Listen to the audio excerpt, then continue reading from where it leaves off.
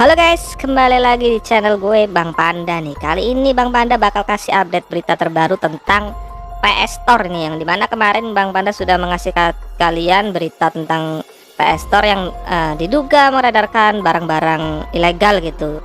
Jadi ada video klarifikasi dari Bang Putra Siregar yang dimana dia ada pembelaan di situ yang mengatakan bahwasanya Bang Putra Siregar ini dijebak atau difitnah gitu. Nah ini gue kasih ke kalian ya video tentang klarifikasi dari Bang Putra Siregar. Selamat menonton cuy. Di sini aku pingin, kira-kira kalian mau nggak video ke apa ya disebut? Soalnya kan lucu banget nih ya. Alhamdulillah, nggak tahu kenapa, nggak tahu ada apa. Ya, jadi di Batam itu banyak banget, gimana ya? Kayak artis Batam deh pokoknya.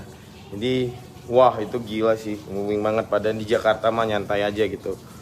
Oke, jadi kalau misalnya kalian setuju, aku akan buat videonya ya. Video memang suara hati rakyat ya.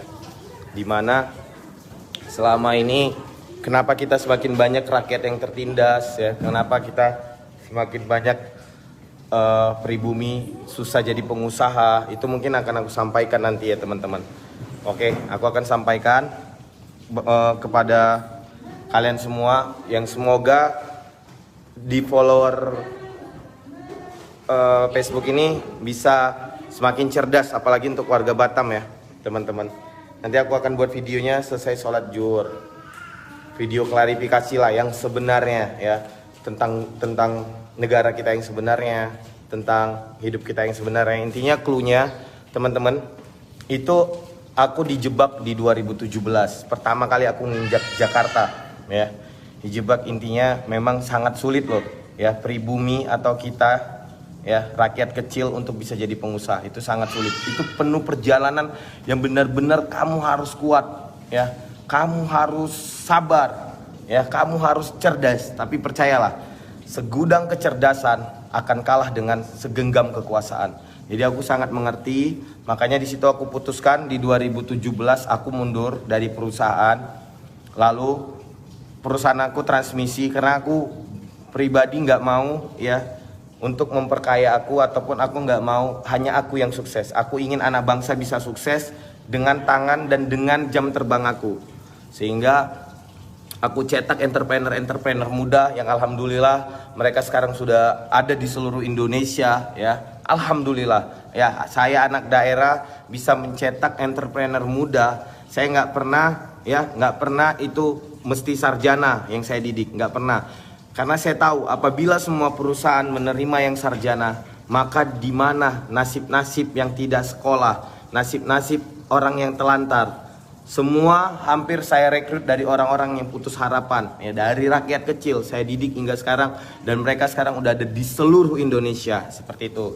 Nah, aku tahu ya, segudang kepintaran akan kalah dengan segenggam kekuasaan. Sehingga aku memutuskan harus tidak ada kerikil kecil di riwayat hidupku ya. Jadi itu di 2017 aku ingin ada kepastian hukum ya. Itu 2017 di mana aku dijebak dan sekarang sudah terbukti bahwa saya itu hanya melanggar 26 juta. Ya, yang tahu hukum pastinya tahu 26 juta, dan aku bersedia bahkan mengganti 10 kali lipat. Aku bersedia mengganti 267 juta. Bahkan itikat baik aku, ya pertama aku dituduh TPPU, aku serahkan semuanya, rekening aku, hartaku, dan tidak terbukti bahwa aku ada TPPU karena memang aku nggak pernah melakukan yang dituduhkan. Tapi di sini aku kembali fokus ke awal, ingin memperjuangkan rakyat ya, sehingga kalau misalnya ini kubiarkan, nggak aku selesaikan, maka nanti suatu saat apabila aku ingin membela rakyat, orang dengan mudahnya menjatuhkan aku. Lihat sekarang, saya belum jadi apa-apa loh. Saya belum jadi pejabat, saya belum jadi anggota dewan ya. Saya hanya terus berusaha semampu saya menolong banyak orang ya. Aku tahu, aku nggak bisa membantu seluruh dunia, nggak bisa membantu Indonesia. Bahkan untuk kota Batam aja aku nggak bisa bantu. Tapi aku percaya, dengan melakukan yang terbaik, aku cukup membantu. Seperti itu. Jadi awalnya aku ingin menyampaikan kepada kalian, setelah aku melakukan banyaknya kebaikan atau agenda-agenda yang mungkin memangkas birokrasi, yang mungkin di luar nalar orang-orang melakukan sesuatu menolong rakyat, pasti akan ada ancaman ya, karena politik itu kejam dan sebagainya. Jadi Teman-teman, mohon doanya buat saya, nanti aku akan buat videonya. Tadi malam aku itu lagi ngibur orang juga di Instagram, luar biasa. Dan sekarang aku juga lagi trending di YouTube. Bayangin, anak kampung, anak daerah, main di ibu kota di sini. Alhamdulillah semuanya senang kolaborasi, semuanya baik-baik.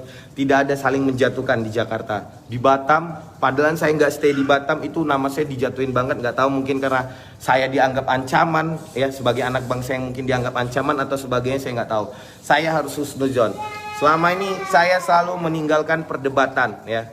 Karena apabila kita berdebat dengan orang kita tidak boleh berdebat dengan orang bodoh maupun berdebat dengan orang pintar. Karena kalau orang berdebat dengan orang pintar, pasti kita akan kalah dalam berdebat. Kalau kita berdebat dengan orang bodoh, maka orang bodoh tersebut akan menyakiti kita.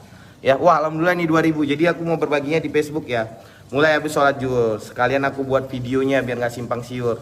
Sekali lagi itu di 2017 tapi nggak diutarakan karena memang aku tetap husnujon, tapi akan ada yang namanya pembunuhan karakter. Bayangkan, ketika Putra Siregar dibunuh karakternya, maka nanti tidak akan ada lagi bibit-bibit pengusaha yang muncul. Karena kalian akan menjadi pesimis. Rakyat Indonesia akan jadi pesimis. Ah, buat apa Putra Siregar udah berjuang aja dijatuhin?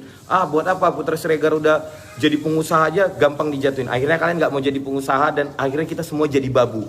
Ya jangan, ya harus tetap semangat. Kita saling mendoakan. Sekali lagi, aku tidak merugikan orang lain. Tidak ada yang aku rugikan ya.